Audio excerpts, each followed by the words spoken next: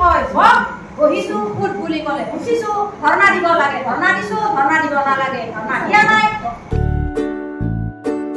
এতিয়া কথা হ'ল অসম ৰাজ্যিক অংগনবাড়ী কৰ্মী সহায়িকাৰ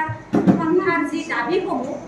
দাবীকেইটা কিন্তু আমাৰ একেটাই তেওঁলোকৰ দাবীখিনিও আমাৰো দাবী কিন্তু তেওঁলোকে যিটো প্ৰচেছত আগবাঢ়ি গৈছে সেই আগবাঢ়ি যোৱা প্ৰচেছটোহে আমাৰ কাৰণে ভুল বুলি আমি কওঁ কাৰণ তেওঁলোকে যিটো প্ৰচেছত আগবাঢ়ি গৈছে সেই ৰঙা পতাকা কাঁচি হাতুৰি তাৰ মানে কি বুজায় তাৰ মানে আমি ভাবোঁ ৰঙা পতাকা এইটো বুজায় যে তেওঁলোক CPM পাৰ্টিৰ মানুহ মানে এটা ৰাজনৈতিক দল আমাৰ কৰ্মী সহায়িকাসকল কোনো ৰাজনৈতিক দলৰ কাম কৰা মানুহ নহয় আমি হলো অকল অংগনবাড়ী কৰ্মী সহায়িকা আমাৰ মাজত কোনো ৰাজনীতি থাকিব নোৱাৰে গতিকে বহুতে ক'ব নহয় নহয় ৰাজনৈতিক দল নহয় তেনেহ'লে ক'ব কি শ্ৰমিক সংগঠন তেনেকৈ কয় যদি শ্ৰমিকে সংগঠন তেনেহ'লে আমি শ্ৰমিক নেকি আমি দিন হাজিৰা কৰা মানুহ নেকি আমি হলো সমাজ সেৱিকা গতিকে আমি কেতিয়াও শ্ৰমিক নহওঁ মই সেনেকৈ ভাবোঁ আৰু এটা কথা যদি কয় ৰাজনৈতিক দল নহয় CPM পাৰ্টি নহয় তেনেহ'লে আমি এইটো ক'ম যে CPM পাৰ্টি দলক সমৰ্থন কৰা এটা সন্থা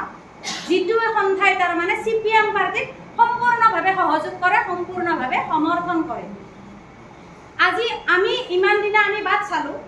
যে তেওঁলোকে হয়তো কিবা কৰিবই পাৰে কিবা এটা ভাল ৰিজাল্ট কিজানিবা আনে আমি বহুত আশাবাদী যাৰ কাৰণে আমি ভাবিছিলোঁ এটা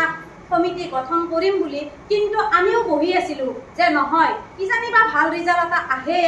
আশা কৰি আছিলোঁ কিন্তু নাই ইমান দিনে ইমান কষ্ট কৰিলে ইমান কষ্ট কৰাৰ পিছতো কিন্তু আমাৰ বিফল তেওঁলোকে এটা ভাল খবৰ এটা আমাৰ কাৰণে আনিব নোৱাৰিলে আৰু আনিব নোৱাৰাৰ এইটোৱে কাৰণ তাত ৰঙা পতাকা কাঁচি হাতুৰি লৈ ধৰ্ণা দি আছোঁ আমি গতিকে আমাৰ অংগনবাড়ী কৰ্মী সহায়িকা হয়তো আমি ধৰ্ণা দিয়া নাই আমি এটা ৰাজনৈতিক দল হিচাপে আগুৱাই গৈছোঁ মুখ্যমন্ত্ৰী মহোদয়েও বোলে কাৰোবাক কোৱা শুনিছোঁ মইতো অংগনবাড়ী কৰ্মী সহায়িকাক ধৰ্ণা দিয়া দেখা নাই তাৰ মানে কি বুজায় তাৰ মানে এইটোৱে বুজায় যে এওঁলোকে ৰাজনৈতিক এটা দল CPM পাৰ্টিৰ দল কোন চৰকাৰে বেলেগ এটা দলক ভাল পাব বা সমৰ্থন কৰিব আজি কংগ্ৰেছ চৰকাৰ থাকিলে কংগ্ৰেছ চৰকাৰেও কিন্তু এই CPM পাৰ্টিক ভাল নাপায় আৰু এতিয়া বৰ্তমান BJP চৰকাৰ গতিকে আমাৰ মাননি বঢ়াব লাগিলে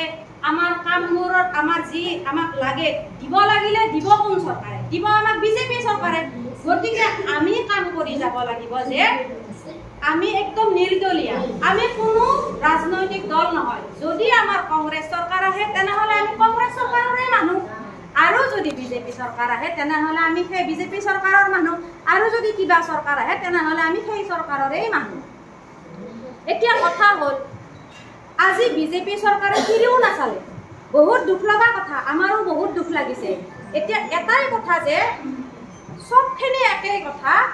সবখিনি কাম একে দাবী একে কিন্তু এই ৰাস্তাটো ভুল মানে আগবাঢ়ি যোৱাৰ ৰাস্তাটো ভুল জৰিয়াটো ভুল মানে প্ৰচেছটো ভুল গতিকে যাৰ কাৰণে আমি আজি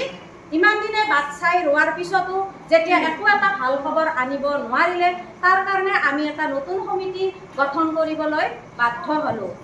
আমি মুখ্যমন্ত্ৰী মহোদয়ক লগ কৰিব গৈছিলোঁ তেওঁ তাত কৈছিলে যে তোমালোকে ধৰ্ণা নিদিবা আৰু জালুকবাৰী সমষ্টিৰ হৈ ধৰ্ণা দিয়া নেকি আৰু মই 10,000 দিওঁ মই 15,000 দিওঁ মই 12,000 দিওঁ সেইটো মোৰ কথা যেতিয়া আমি মাননীৰ কথা ক'লোঁ তেনেকৈ ক'লে তাৰপিছত আৰু বহুত কিবা কিবি হৈছিলে বাৰু ইমানখিনি নকওঁ আৰু তেওঁ ক'লে আৰু কি লাগে ক'লে আমাক আৰু এটা ভাল মোবাইল লাগে যেহেতু আমাৰ মোবাইলতে কামবিলাক কৰিব লাগে আৰু মোবাইলটো আমাৰ বেয়া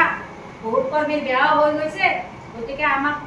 কাম কৰিবলৈ এটা ভাল মোবাইল লাগে তেতিয়া তেওঁ ক'লে যে কি মোবাইল লাগে 4G নে 5G মই 5G হ'লে ভাল হয় দাদা আৰু ভাল এণ্ড্ৰইড মোবাইল এটা লাগে আৰু তেওঁ ক'লে ঠিক আছে চৌধুৰী এইটো লিখি থওঁচোন ভাল কথা কৰিলে তাৰপিছত তেওঁ যিটো ছিষ্টেমত কিন্তু আমাক মাননীৰ কথাখিনি ক'লে আমি কিন্তু এটা আশাবাদী আছিলোঁ যে তেওঁ নিশ্চয় কিবা এটা কৰিব আৰু ধৰ্ণা দিব মানা কৰিলে অলপ দাবী ধমকিও দিলে তেওঁলোকৰ সমষ্টিৰে মানুহ যেতিয়া ধৰ্ণা দিয়াৰ কাৰণে বেয়া পাইছে তাৰপিছত এতিয়া আপোনালোকেও কওকচোন যেতিয়া আকৌ নেক্সট অক্টোবৰ মাহত ধৰ্ণা হ'ল, আমি জুলাই মাহতে গৈছিলোঁ, পিছত যেতিয়া অক্টোবৰ মাহত ধৰ্ণা আৰম্ভ হ'ল বা ধৰ্ণা কাৰ্যসূচী ল'লে, তাৰে আগত আমাৰ যি লিডাৰবিলাকে ল'লে কৰ্মশালাই ধৰ্ণা কাৰ্যসূচী, তেতিয়া ধৰ্ণা কাৰ্যসূচীটো লোৱাৰ আগত এবাৰ চিএমক লগ কৰিব লাগিছিল নে নালাগিছিল? তেওঁলোকে কিন্তু লগ নকৰে। য'ত কাম কৰিব লাগে তাতে কিন্তু কাম নকৰে। আৰু ইমান আমাৰ অসমৰ মুৰব্বী, আমাৰ মুখ্যমন্ত্ৰী হিমন্ত বিশ্ব শৰ্মা ডাঙৰীয়া, তেওঁ আমাৰ অসমৰ মুৰব্বী, তেওঁৱে আমাক কিবা দিলে দিব, তেওঁ কিন্তু তেওঁৰ কথাখিনি এনেকৈ অমান্য কৰিলে, অমান্য কৰি ধৰ্ণা দিব গ'ল, সেইটোতো বহুত লাজ লগা কথা হৈছে, বহুত বেয়া লগা কথা হৈছে। তেওঁ কোৱাৰ পিছত 2 মাহ 3 মাহৰ ভিতৰতে তাৰমানে আকৌ ধৰ্ণা কাৰ্যসূচী লৈছে। এতিয়া আমাৰ কৰ্মী বান্ধৱীসকলো আমি তাৰমানে ইমানেই দুৰ্বল হৈ আছো যে আমাক কোনে চলাই আছে? আমাক চলাই আছে তপন শৰ্মা ডাঙৰীয়াই।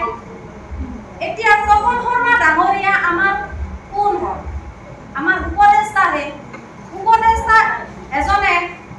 আমাৰ অধীনৰ হৈ আছে। তেওঁ যদি কয়